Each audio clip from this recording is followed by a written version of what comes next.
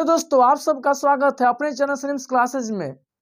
मैं आज आपके लिए बहुत शानदार वीडियो लेकर आया हूं जो आपके लिए बहुत ही इंपॉर्टेंट होगा। जो स्टूडेंट अगर इसको देख रहा होगा ना तो उसके लिए काफी जरूरी है, क्योंकि ऐसा क्वेश्चन है मतलब एग्जाम में पूछता ही पूछता है। लेकिन एक क्वेश्चन एक और है कि पूछेगा तो ही पूछेगा, लेकिन इसके क्लियर हो जाने से आपका न्यूमेरिकल क्वेश्चन पूरा क्लियर, क्योंकि एक न्यूमेरिकल क्वेश्चन एग्जाम में पूछ देता है तो बच्चे बहुत फंस जाते हैं। और मैं उसका एक कंसेप्ट क्लियर करने वाला हूं जिससे आपका टोटल न्यूमेरिकल क्लियर हो जाएगा। जो आपका है अवतल दर्पण और उत्तल दर्पण का निर्देशांक चिन्ह परिपाटी। जो ये अगर आपका पूरा क्लियर हो जाता है तो मैं गारंटी देता हूं कि कहीं भी आपको न्यूमेरिकल क्वेश्चन नहीं फंसिएगा। और एग्जाम में 5 नंबर का न्यूमेरिकल क्वेश्चन कभी पूछ भी देता है और ये चिन्ह परिपाटी के बारे में पूछ देता है। तो आज आपका वही कंसेप्ट में पूरा क्लियर करने वाला हूं, जो आप इस वीडियो को कहीं छोड़कर मत जाए, वरना आपके लिए बहुत ही घातक हो सकता है, क्योंकि ये बहुत इंपॉर्टेंट होने वाली है। आप तुरंत इसके देखेंगे क्योंकि एक एक क्वेश्चन इसके इंपॉर्टेंट है, इसे छोड़ के कहीं नहीं जाएंगे। चलिए आपका कीमती समय को लेकर मैं आपको ये बताने वाला हूँ कि जो आपका ये अवतल दर्पण उत्तल दर्पण में कैसे ये मतलब चिन्ह परिपाटी बनता है ये देखेंगे। सबसे पहले हम क्या करेंगे, इसके लिए हम दर्पण बनाऊंगा अवतल दर्पण। जो अवतल दर्पण ऐसे होता है, अवतल दर्पण किसे कहते हैं? ऐसा परावर्तक सतह जो अंदर से धंसा हुआ हो और बाहर से वो उसका जो कलई भाग हो वो रंगा गया हो। माने अवतल दर्पण का वो होता है बाहर से ही रंगा जाता है, जिसका परावर्तक सतह अंदर से था। परावर्तक सतह का मतलब क्या होता है? परावर्तक सतह का मतलब कि जब प्रकाश की किरण दर्पण पर पड़ती है तो उसका रिफ्लेक्स जो होता है ना, उसी सतह से टकराकर अब वो जिधर जाए, फोकस की ओर जाए, केंद्र की ओर जाए, जिधर जा सकता है वही परावर्तक सतह बोलता है। तो यहाँ ये आपका एगो एम है और एम होगा, एगो पी होगा, ये एम डैश होगा। ये आपका एम पी और एम डैश जो है ये आपके एक अवतल दर्पण है जो ये बीच बीच गई है। तो यहाँ एम पी और एम डैश के हमको ये जो दूरिया है इसको हम कहते हैं द्वारक भी कहते हैं। ठीक है, इसकी चौड़ाई को हम द्वारक भी नाम देते हैं। अब यहाँ पर होता क्या है, बीच में यहाँ एफ होता है और यहाँ पर सी होता है, इधर अनंत होता है। तो हम यहाँ पर वस्तु को कहीं भी रख सकते हैं, तो हम यहाँ वस्तु को रखते हैं अनंत पर। वस्तु को हम कहाँ रखें? अनंत पर। जब हम वस्तु को अनंत पर रखेंगे तो जब इससे आपतित किरण चलेगी तो दर्पण से परावर्तन जो होता है वो फोकस की दिशा में होती है।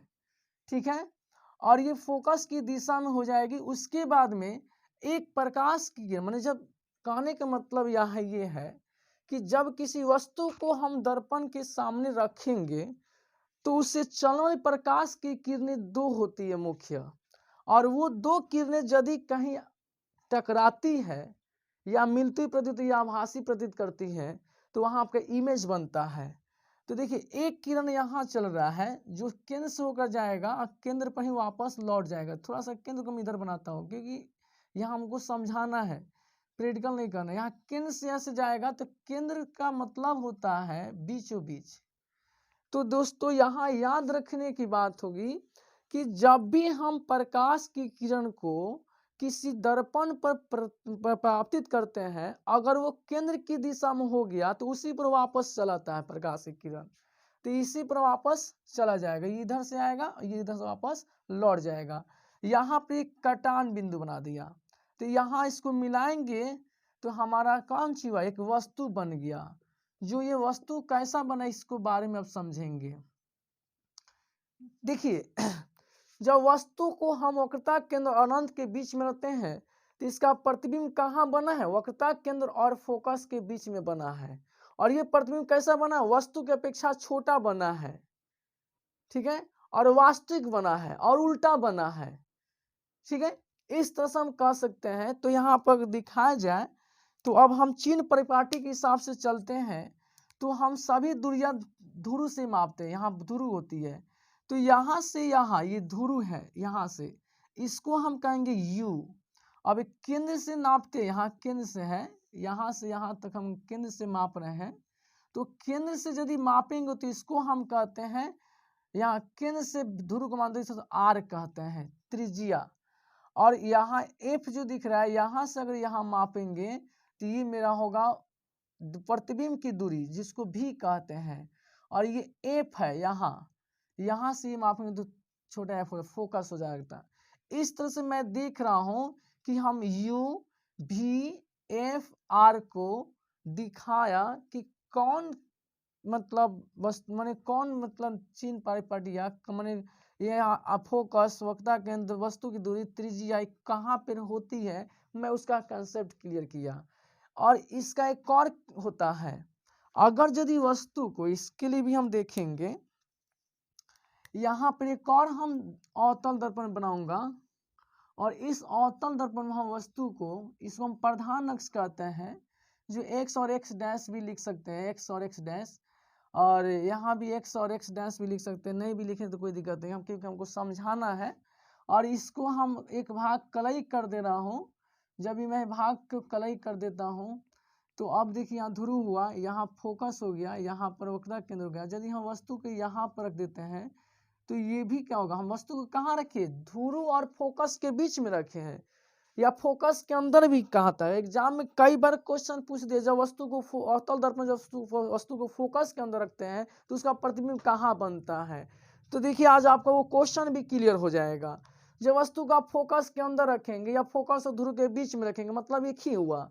जब वस्तु को फोकस के अंदर रखिएगा, इसका प्रतिबिंब कहाँ बनेगा, दर्पण के पीछे बनेगा। कैसा बनेगा, तो देखिए यहाँ पे वस्तु दर्पण पीछे बना और वस्तु से बहुत बड़ा बनेगा, आवर्धित रूप से बड़ा बनेगा, जो कि हम ये आवर्धित रूप से बड़ा बनेगा, आभासी बनेगा, माने काल्पनिक बनेगा, उसको पर्दे पे जो प्राप्त नहीं कर सकता। इमेज बनाना चाहूंगा तो इमेज नहीं बनेगा क्योंकि वो बहुत बड़ा आभासी दिखेगा। और यहाँ से आप देखिए, यहाँ पर दोस्तों यहाँ से हम रिफ्लेक्स आपतित कराए तो इसका परावर्तन क्या हो जाएगा, फोकस की दिशा में हो जाएगा। अब यहाँ से काल्पनिक निकलेगा ऐसे। अब थोड़ा सा जगह नहीं है तो थोड़ा बाई मिस्टेक हो रही है, फिर भी आपको समझना है, जरूरी है। अब यहाँ से एक हमने क्या किया ऐसे, यहाँ मतलब केंद्र से गुजारूंगा तो आप जानते हैं कि केंद्र से जब प्रतिबिंब चलती है तो उसी दिशा में वापस लौट जाती है।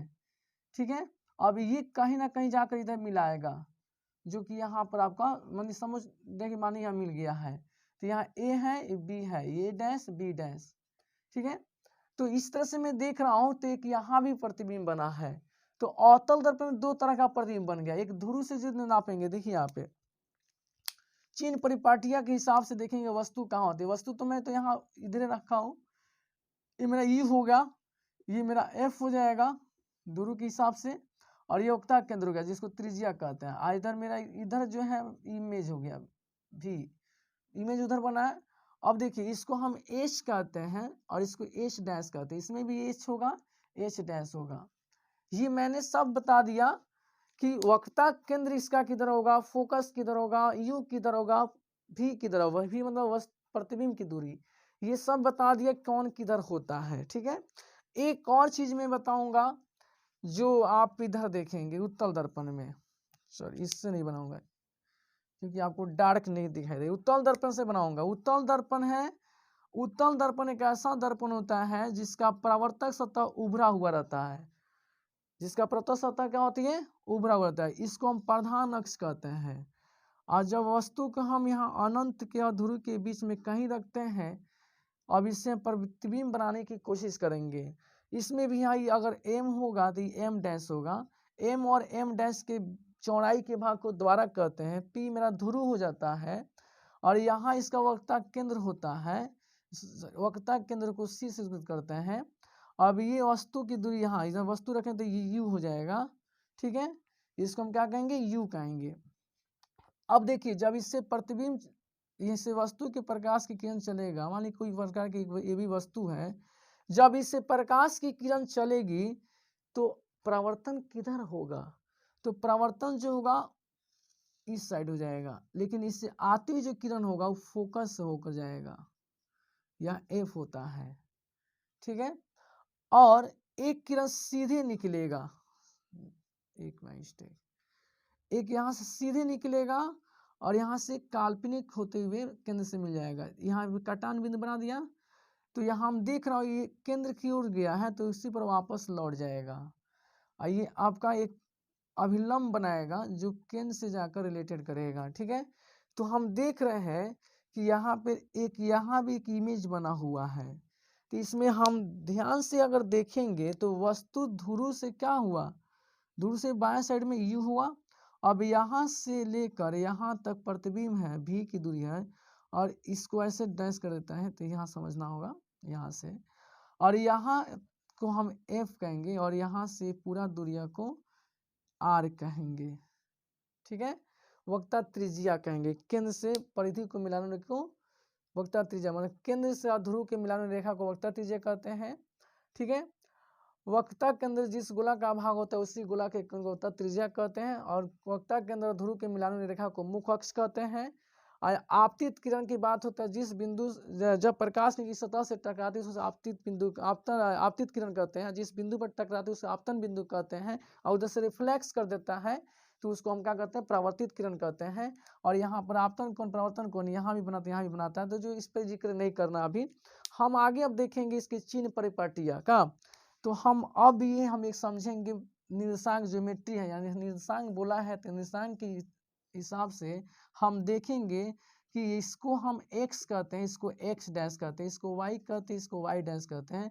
हम सभी दूरियां सभी दूरी जो होता है ना ध्रुव से मापते हैं, इसमें ध्रुव से मापते हैं। जैसे यहाँ मूल बिंदु हो गया तो यह प्लस होती है, ये भी हमारा कौन सी होता है, प्लस होता है, ये माइनस होता है, ये भी माइनस होता है। ठीक है, अब इस हिसाब से हम कह सकते हैं कि अगर इसको यदि इस पर दिखाएं, इस पर दिखाया जाए, इस पर दिखाया जाए, तो हम प्रधान कक्ष O को मान लेंगे, यानी हमारा वैसे प्रधान ध्रुव को मान लेंगे, P मान लेंगे, O जो P के बराबर होगा। अभी होगा प्रधान अक्ष, प्रधान अक्ष के ऊपर सारी दूरियां मापेंगे तो प्लस होगा, नीचे मापेंगे तो माइनस होगा, बायां मापेंगे तो माइनस होगा, दाएं मापेंगे तो प्लस होगा। इस हिसाब से हम देखेंगे तो ध्रुव हो गया। ध्रुव से आपका ऑब्जेक्टिव क्वेश्चन भी बनता है कि सभी दूरियां कहाँ से मापी जाती है, तो ध्रुव से मापी जाती है। ध्रुव से प्रधान अक्ष के ऊपर की दूरियां धनात्मक होती है, ध्रुव से प्रधान अक्ष के नीचे की दूरियां ऋणात्मक होती है, ध्रुव के बाएं साइड की दूरियां ऋणात्मक होती है, ध्रुव से दाएं साइड की दूरियां पॉजिटिव मतलब धनात्मक होती है। ये आपका कंसेप्ट क्लियर हुआ। अब हमको ये देखना है कि कौन सा क्या चिन्ह होता है। हम एक चीज ऐसा क्लियर करूंगा,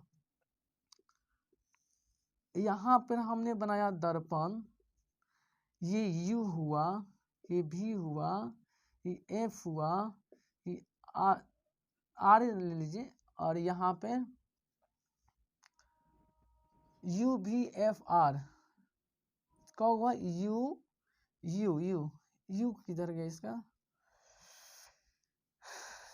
यहाँ पर बड़ा सा है नहीं दिखा, U V F R 4 हो गया। एक H होता है, एक H डैश होता है। ठीक है, और एक आवर्धन होता है। आवर्धन तो नहीं आएगा, आवर्धन दूसरे हिसाब से आता है, वस्तु के चाहे प्रतिबिंब, जो वस्तु के जो क्रिया होगा वही सब इसका भी हो जाता है। तो अब यहाँ हम लिखेंगे अवतल दर्पण, क्या होगा, अवतल दर्पण, यहाँ होगा उत्तल दर्पण। ठीक है, अब अवतल दर्पण में देखना है कि U का मतलब होता है, अब सबका समझिए, U का मतलब होता है वस्तु की दूरी, वस्तु की दूरी। V का मतलब होता है प्रतिबिंब की दूरी, प्रतिबिंब की दूरी। F का मतलब होता है वस्तु की फोकस दूरी, वस्तु की फोकस दूरी। R का मतलब होता है वक्रता त्रिज्या, और H का मतलब होता है, यहाँ लिख रहा हूँ, H का मतलब वस्तु की ऊंचाई, वस्तु की ऊंचाई। H डैश मतलब प्रतिबिंब की ऊंचाई, प्रतिबिंब की ऊंचाई। हाँ, M का मतलब होता है आवर्धन। ठीक है, अब आपको ये समझना है, जब U वस्तु की दूरी बोला है तो हम इस फिगर में देखेंगे, तो इसमें देखेंगे तो वस्तु जो है ध्रुव के बाया साइड में है, तो यहाँ से बाया साइड में कौन सा चिन्ह है, माइनस, यानी ये भी माइनस हो गया। यानी अवतल दर्पण में वस्तु की दूरी हमेशा माइनस होगा। इसमें भी देखिए वस्तु की दूरी हम बाया साइड में ही होगा, U वस्तु यहाँ पर है, इसीलिए यहाँ वस्तु की दूरी कहाँ माइनस होगा, क्योंकि दर्पण ध्रुव से क्या है बाया साइड में, इसीलिए इसका क्या होगा, दूरियां माइनस हो जाएगा।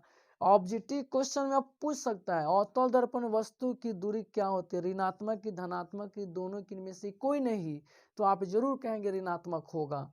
उसी तरह से अब आएंगे अवतल दर्पण में प्रतिबिंब की दूरी। तो इसमें देखिए ध्रुव से प्रतिबिंब किस साइड में है, बायां साइड में दिखाई दे रहा होगा, ये आपका बाएं साइड में, तो बाएं साइड में कहाँ है, माइनस का चिन्ह है, यानी अवतल दर्पण में प्रतिबिंब की दूरी ऋणात्मक होती है।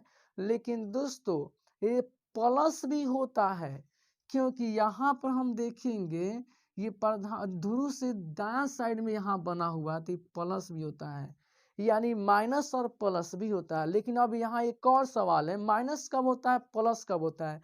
जब वस्तु का प्रतिबिंब वास्तविक बनाएगा तब उसका प्रतिबिंब की दूरी माइनस होगा, और जो वस्तु का प्रतिबिंब आभासी बनाएगा तब उसका प्रतिबिंब की दूरी प्लस होगा। तो वास्तविक बनेगा तो उसका प्रतिबिंब उल्टा बनेगा। तो देखिए वास्तविक बना है तो देखिए इसका प्रतिबिंब उल्टा है, ए बी वस्तु है, इसका A B dash A dash प्रतिबिंब है, तो ये उल्टा बना हुआ है। इसमें देखेंगे तो इसमें प्रतिबिंब जो है आपका देखिए यहाँ भी सीधा है, यहाँ भी सीधा है, तो दर्पण के पीछे जो बनता है उसको आभासी कहते हैं, इसलिए आपका ये आभासी हो गया है, इसलिए आपका प्लस आ गया है। अब नेक्स्ट देखेंगे अवतल दर्पण की फोकस दूरियां।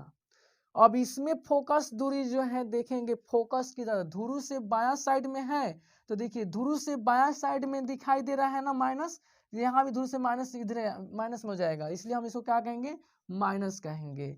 इसमें भी आप देखिए प्रावधान ये दोनों सेम है, बस ये फिगर मुझे इसलिए बनाना पड़ रहा है कि यही एक मैंने एक लौता ऐसा दर्पण बनाता है जो प्रतिबिंब दर्पण के पीछे बनता है, इसी का यूज हम लोग करते हैं दाढ़ी बनाने में। अब आपका ये भी एक सवाल क्लियर हो रहा है कि वह ऐसा कौन सा दर्पण है जिसमें वस्तु का मतलब दाढ़ी हजामती करने में यूज किया जाता है, तो अवतल दर्पण होगा, इसलिए कि यहाँ प्रतिबिंब से बड़ा बड़ा करके दिखाता है और सीधा दिखता है, इसीलिए यहाँ पर हम लोग अवतल दर्पण यूज करते हैं। नाक में, गला में हम लोग अवतल दर्पण को, सोलर कुकर में अवतल दर्पण उपयोग करते हैं लोग, ये सौर भट्ठी में भी यूज करते हैं लोग, इसका उपयोग भी आता है इस सब का ज्यादा।